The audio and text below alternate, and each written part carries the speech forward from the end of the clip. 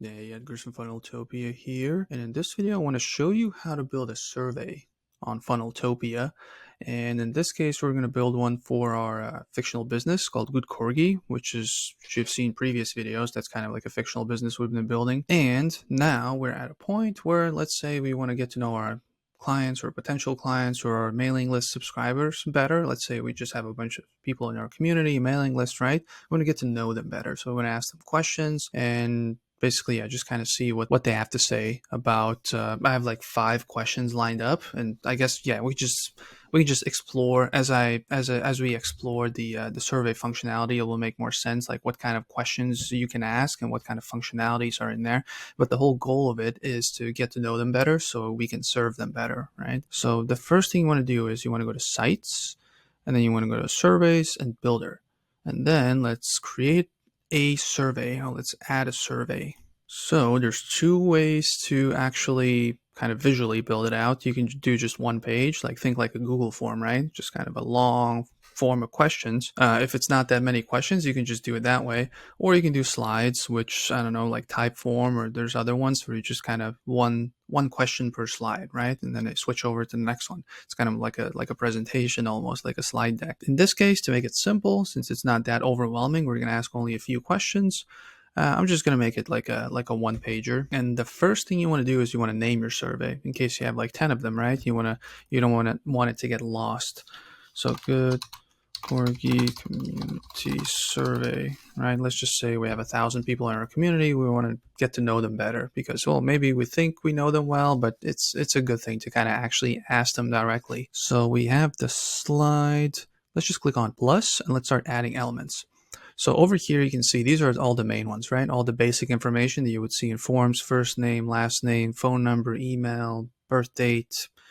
I guess stuff that you would ask for for an order form, right? An address, country, all that stuff. So that's all here. But over here, we don't have all the questions we want to ask, right? Like, how many corgis do you have, or how often do you seek out corgi-related content? Like, those are, I have them on the other screen. Those are like the questions I want to ask them, but they're not here. That means we need to create custom fields over here. So we click on here, and now we're going to create a new one. Let's just click add. And you can see here, there's different types of ways you can kind of ask the question. So there's single line, multi-line, that's basically they type in their own answer. Let's explore those. Number, they can type in their own number, which I think the first question is going to be that. And you can see there's drop down, there's radio, which is just like a multiple choice, and checkbox, it's like, let's say there's 5 responses, and they can select 1, 2, 5, whatever, right? So they can just select any amount, whichever apply to them. So for the first one, let's just check what the question is. Yeah, let's do the number one. Let's do that. Let's move this aside. Let's click next. And we're going to ask people, let's just turn this away. We're going to ask people, how many corgis do you currently own? All right, check. We can leave that. This is basically just a segment, like groups. Like over here, you can see there's different groups, right? For the questions, let's just do this, for example, right? It's not that important. And over here, you can type in, kind of like the placeholder text. I'll just leave it as is. It's not that important. Let's click Save. And to test it out, let's just do, which one was it? Additional info.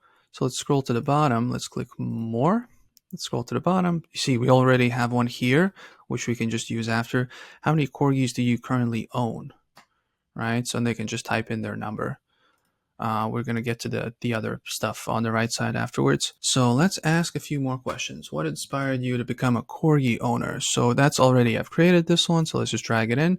So this was a radio one, right? When I created it, like, they had the options single line, multi-line, checkboxes, all that stuff. It also had like radio option, right? So for the next one, we can do something different. Let's do checkbox, just so we can see what the functionality looks like. They can select multiple if they want. So we can do something like, just click in here. Which one of these activities do you enjoy doing with your corgi or corgis? Check any that apply. Just to indicate that it doesn't have to be one. It can be all of them if you want.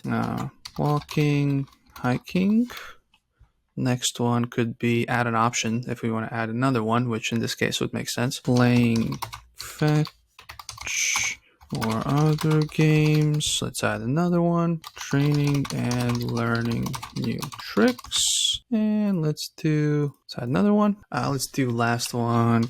Cuddling and relaxing at home. So something like that. Let's click save. Oh, this one, let's do additional info. Again, same category for the custom values. Let's click save and let's find it over here. Let's just click on this. It's under additional ones. How many corgis? Nope, it's over here. This one. Let's drag it in. All right, so it's different. So you can do the checkboxes. It's actually, you can save and preview just to kind of give you a look, kind of a sneak peek. So let's click preview. So over here, they can obviously put in the number. All right, I don't think, yeah, it doesn't let me type in the letters. Maybe you can hear me mashing on a keyboard, no letters. So I can just only put in the numbers. Let's say 2 corgis. This one, they can select this. They can select multiple with the checkboxes. Oh, for this one, actually, let's do another radio one. And I'm going to do the other option as well. So that's kind of it, just so you can see what to do over there, because sometimes the option is just not there and you can let them type in their own answer. So let's do another radio one. Radio select. My face is always in the way. Let's click next. So what else do we have? What improved? This will be the last one. Amendments or additions would you like to see on platform to better serve Corgi owners? So let us do, additional info. So let's do, how many do I have? 4 plus the other one. More educational content, updates on Corgi-related events. And the last one will be allow custom values. So let's do that. And let's click on save. So let's save it now. Let's preview now what it looks like. Oh, actually, let's add it first. Click on here. Let's add it here. We just kind of drag and drop it in. Sometimes it kind of weirdly, it just jumps up for no reason. So just double check where it landed. Make sure that it landed in the right place where you intended it to land. Another thing I would do, I guess I would add in like the contact information if you need. You don't necessarily need it, but maybe there's like a, even though they're on your list, maybe there's like an incentive for them, right? Just give us your name and email so we know where to send you your freebie that we promise. If you fill out the survey, we send you a freebie, right? So you would ask for these things. Also, this is like a good lead generation method as well, right? If these people are not on your list, it's like you have a Facebook group, but they're not on your list. You can, send them to the survey. You can get them on your list. This is one of the ways. So this is kind of it's a short version, but let's just say this is complete. This is what we wanted. This is all the information we need from them, right? With these things also, you don't want to go too crazy. Like, let's say, how many questions should I ask? There's only one way to find out, right? It's just you try, you test, but I wouldn't go too crazy with 20 questions. There must be an incentive in the end that's really worth it. Nobody's going to do it for free. Just answer 20 questions for nothing. It takes some time, right? And also on the lower end, you can technically ask just one question if that's the only question that matters, right? Just, which one was it? I think it was this one. Yeah. You can just ask this one, right? So do you want to buy? Do you want a community? Whatever, right? Just ask them one question. That's it. But usually it's 3 to 7, somewhere in between there. It's kind of I wouldn't say a sweet spot, but from my experience and from what I've seen from others, keep it in between those and it should be fine. Obviously, not everyone is going to fill it out, but that's kind of the conversion rates will be pretty decent. All right, so let's save and we can go and preview. So over here, you can see that they can select their own. You can type it in, right? They can select multiple here. Same thing here. They can do one. Here, it only allows numbers because it's a number field. And over here, it's going to be email and then first name. So what else can we do? Over here, you can see the asterisk. That just means that it's a mandatory question, right? So we technically want to make all of them mandatory. So let's go do that. So for each element, if you click on it, if you click on the first name element, you want to have it required. So let's do that for all of them. We want them to all be required because otherwise, what's the point? They can just skip through the thing, right? Let's click on this, required. Let's click on that, required, and required, right? All of them are required. As you can see here, you can also have logic. which this works well for these radio buttons. Let's say there's for example, a client, not an onboarding survey, but let's say there's a questionnaire you do before to determine whether someone as a potential client is a good fit, right? So you can ask them like 10 questions to see what their budget is, what their goals are, all that stuff. And you can have some disqualifying questions in there. Like, for example, what's your budget, right? It's maybe not good Corgi example, but just to give you like some example, basically you ask you want to see whether people, what's their revenue per month. So if it's like below 10K, you're not going to work with them, right? So you ask a question, what's your revenue? Like below 10K, 10 to 20, 20 to 50, all that stuff, right? And if it's below 10, like let's say this would be below 10, you can just select disqualify immediately if those are slides, right? Like we mentioned before, two types of surveys. If those are slides, disqualify immediately, so it just immediately takes them out of it after this question. Or in this case, it would be disqualify after submit, right? Once they complete it, they're like, thanks for filling it out, but unfortunately, you're not a good fit. So that's kind of the logic behind these things. But in this case, we're not going to disqualify anyone, but I just wanted you to know what that functionality means, right? Another important thing is once we just over here, you just click on styles and options, and there's plenty of things you can customize, right?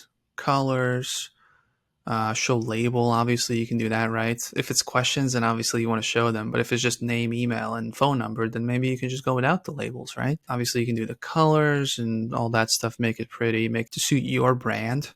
All right, shadows, all the bold text, all that stuff.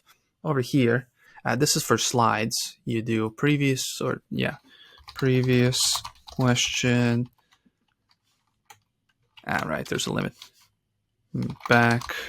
You can do that, and then next, right? You can do that, and then I guess yes, submit form or a quiz or questionnaire, whatever. Submit was fine. I don't know why I tried to change it. Background image, obviously, header image. You can do that. Yeah, agency branding. Those are all visual things, right? Themes. Yeah, this is actually a good one. You can actually go in and just use the theme. So yeah, that's gonna, if you made any changes like color and all that stuff, right? So that would mess that up. See, it changes that. So use a theme. You can just kind of play around with these, unless you have like really strict brand guidelines. But if you're starting out, you can just just kind of see what they give you. Basically, work with that. So let's just use a theme. There's probably not one with a dog in the background, I would assume. Oh, there we go. Yeah, this is not a good fit, but just as an example, where you can do this. If you can find one with a corgi, can we replace the background? Scroll all the way down. Yep, over here. So we have something like this, and we just replace this one if you have like a wallpaper with a corgi, right? We can actually try to do that. Let's try it. Background image. I'm just going to go in my computer and check it out. All right, we found one. Here we go. It looks better. It looks more on brand, right? There's a corgi in the background. I think that's a corgi, yeah. And the last one over here, we go for options. So you can see there's more stuff going on. On submit, there's a submit text, right? You can have that. You can direct them to the next page. Let's say there's a question. Yeah, there's you ask them questions, you find it out, and then on the next page you want to offer them, I don't know, a corgi toy or a corgi training or whatever on the thank you page. You want to transition them into a paid product. So that's also an option. That can be open URL. You can link to a funnel, just sales page, the funnel that starts with a sales page. So that's an option. What else? Yeah, background, all that. Just kind of go through. This is for the disqualification, right? There's like a message that says, yeah, sorry, we're not a good fit. Just let's just part ways here. This is not waste each other's time. And pixel ID, all that stuff. Go through all this stuff. Go check it out. This is how you create a form. You can just send people to it. So let's just say, let's preview it. Last step. So this looks kind of nice. Maybe not the font. It's kind of weird, but still playful, kind of nice. I like the contrast, and there's obviously it's kind of on brand, so it's kind of cool. So yeah, that's the survey. Let's go back. And as for how do you actually send it to people, the quickest way you can share it, not the prettiest way, but the quickest way is if you click on the three dots, you can just click on preview, and you can just share the link. Right? You can just share the link to the survey. You can do that thing. Or you can do let's just do a quick one. It's just a functional. You can do funnel, right? You can go to funnels. Let's create a new funnel, and let's do Corgi survey. So this is for if there's something more to it, not just, hey, I want to figure it out. Thanks for submitting the responses. That's it. This is if you want to make it fancier, you want to do like some sort of a one-time offer, or just there's like you want to add in more things into the process, because that's kind of the goal of why you ask these questions. We can make it more complicated, more sophisticated with the funnels. So let's add a new step: survey path / Corgi survey. Let's create a funnel step, and let's create one from blank just to kind of quickly show you what the functionality is. Let's do that. And over here, yeah, let's just add in like a section and a row and all that stuff. Add in a row, add in an element. So the element will be, for the element, let's scroll down. It's going to be a survey. Over here, Good Corgi community survey. So there's a couple things we can do. Obviously, the formatting comes with it, right? Over here, there's a thing you can override, right? Remember we did the confirmation text, or you can link it to a different page. You can override that here. If you scroll down, the button actions, see it says use action from survey builder. You can just kind of the default one that's under there, or you can override it. And you can do go to next step or go to website URL, right? You just paste in the URL. If it's go to next step, right? If we publish it, then there needs to be a next step in the funnel. Yeah, just select the domain. Good Corgi, save. Let's just save it. Let's go back. And then we can quickly create a next step that we can take them to. So here, once that page is done, add new step. So that would be survey confirmation / OTO, right? So the path would be / survey thank you, or survey bridge, because that's a bridge page. We're bridging them over to like a one-time offer. So let's just just to show you what the functionality is like, and then we can go through the whole survey, the whole process. Create from blank. So now we have a blank slate. Let's do full width, add row, sure. Add element, and then we can do something like, I don't know, thank you so much for taking the survey. And then let's say they were promised like a freebie for taking the survey. Your freebie is on its way to your inbox. Let's do this, full width, add row, 1. And then let's add a headline. Let's do this over here. So here you can immediately transition into, I don't know, a curiosity driven headline. And you can add in a button to your sales page. Over here, scroll down, button, and it takes them to the sales page, right? So that would be kind of the thank you page or the confirmation page for submitting the survey. That's a whole different lesson in itself, but just to show you that the functionality is there. So now let's fill out the survey, just kind of quickly go through it as we publish the page. Let's go back. So now let's get the link and let's go fill out the survey. So this is kind of like a prettier link as well, right? Let's select it. Let's paste it in the browser. Here we go. Let's just quickly fill it out. Here we go. How many corgis do I own? 15, obviously. Cuteness and charm. Over here, I like all of these things. Oh, I said all of them. And what improvements? I don't know. I want a Corgi-related, I don't know, course, whatever. This is just to show you that like this can be filled out manually. And over here, submit. Maybe change up the color. That's one thing that I kind of overlooked. I would have made this a little bit more contrasting. Otherwise, people might be slightly confused on what to do next. Submit.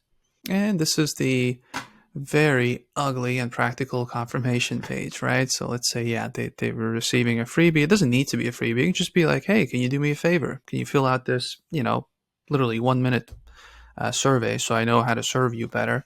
And this would be the thank you page. And over here, you can offer them whatever your course is or whatever your paid offer or whatever it is. Maybe it is the other way. Maybe get the lead, and then you try to invite them to the Facebook group. So this is a good opportunity here as well. But that's a whole different story. But that's kind of the short version on how to do surveys in Funneltopia. But if you have any questions, over here at the bottom, 24/7 chat support. Ask us anything Funneltopia related, and we'll try to respond as quickly as possible. But yeah, if you don't have any questions, then I will see you in the next video. Bye.